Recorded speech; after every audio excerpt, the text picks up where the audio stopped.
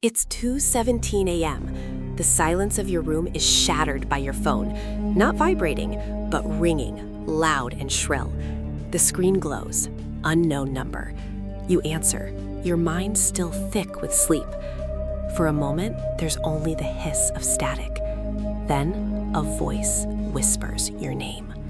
A cold dread washes over you because you recognize it instantly. It's your voice. The same tone, the same ragged breath, the same terror.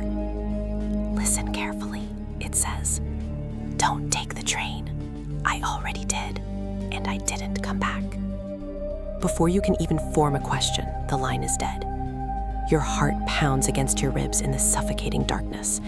It has to be a dream, a vivid, horrifying dream. But then you look at your phone. The last call came in at 2:18 a.m., 1 minute from now. My wall clock still read 2:17. I refreshed again and again, the numbers not changing, my pulse hammering in my ears. The call wasn't a prank. The voice on the recording was exhausted, broken, barely a whisper, and behind it, strange noises. The screech of metal on metal, faint echoes bouncing off high ceilings, a distorted announcement from an old PA system. It sounded like a railway station. A cold realization washed over me. This voice wasn't just calling from somewhere I hadn't been to yet. As my clock ticked to 2:18, it was calling from where I was about to be. Every time I closed my eyes, the same image was there. A dark, empty platform being swallowed by thick fog. A dream that felt less like a dream and more like a memory pulling me somewhere.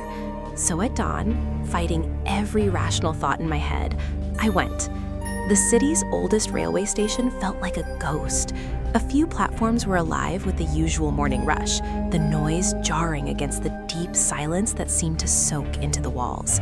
But something was fundamentally wrong. I could feel it. Then I saw the proof on the digital board. Platform 4, 5, 7. Platform 6 was just gone. A void in the sequence. My eyes scanned the far end of the station, and that's when I saw it. Behind a rusted gate that everyone else just walked past, a faded sign hung crookedly, as if it had been waiting for me.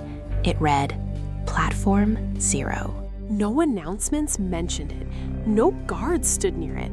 Yet the gate was just open, as if it was waiting for me.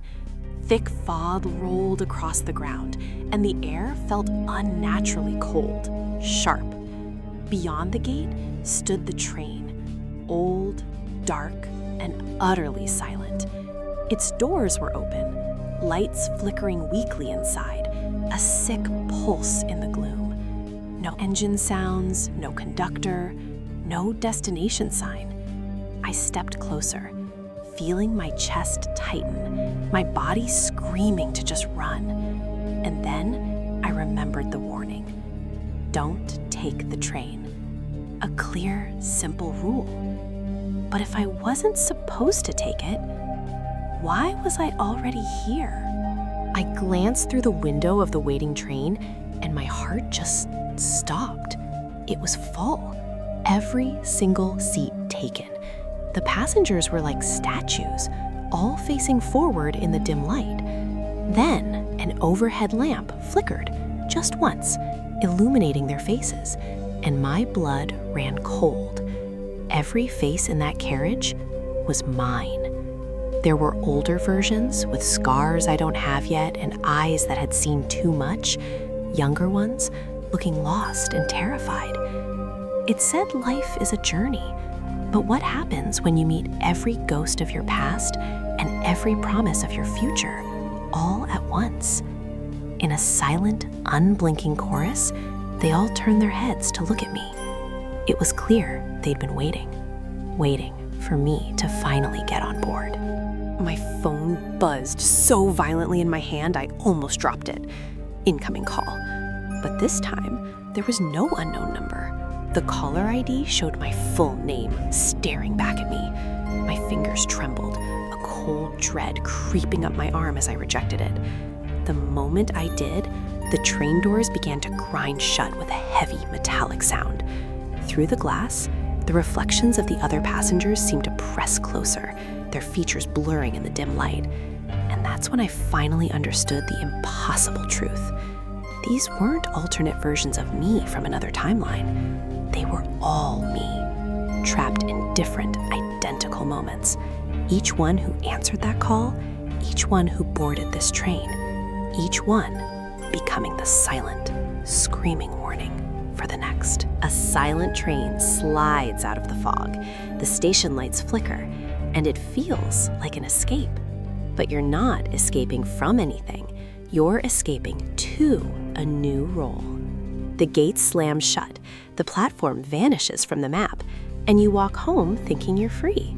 But then the phone rings. It's always 2:17 a.m. And you finally understand.